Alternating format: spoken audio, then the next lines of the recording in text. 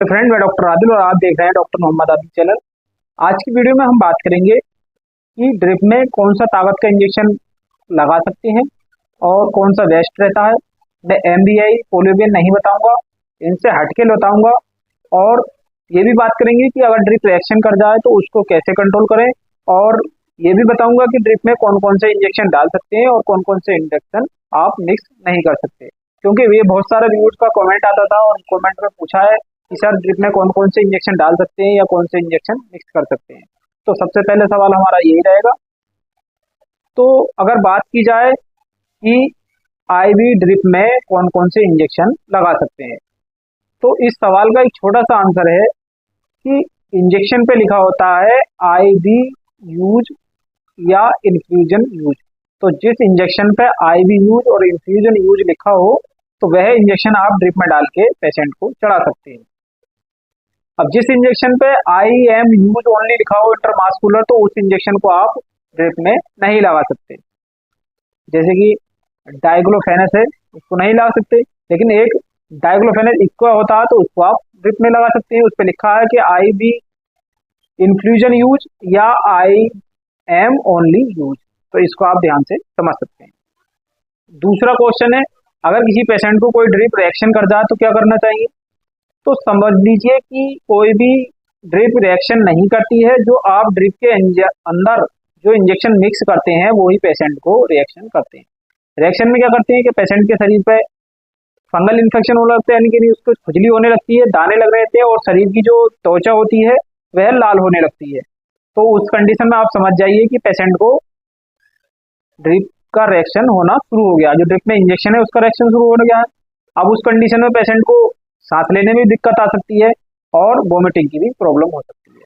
तो अगर किसी पेशेंट के शरीर में एकदम खुजली मचने लगे या दाने बनने लगे, रेडनेस होने लगे, तो उसमें अगर आप एक प्रैक्टिशनर है और आप डॉक्टर हैं तो आपके पास एविल्डेक्स इंजेक्शन होता है, तो आप 1-1 ml एविल्डेक्स इंजेक्शन लगा दीजिए पेशेंट के। तो उससे 10 से 15 मिनट के अंदर उसको रिलीफ मिल जाएगा।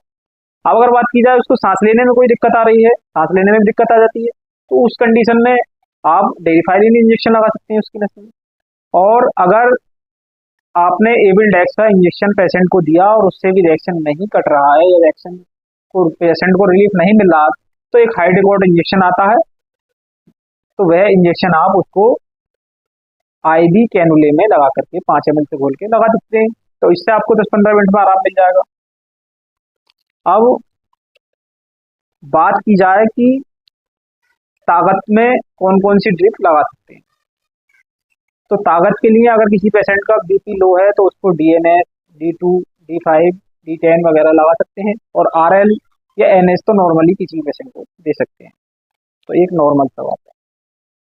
अब अगर बात की जाए कि कोई पेशेंट है जिसको शुगर की प्रॉब्लम है तो उसको कौन से ड्रिप लगा सकते हैं। तो अगर कोई पेशेंट ऐसा आ जाता है आपके पास कि वो शुगर का पेशेंट है और उसको वीकनेस भी हो रही है, तो शुगर वाले पेशेंट को आप नॉर्मल सी बात है कि डेस्टोज नहीं दें।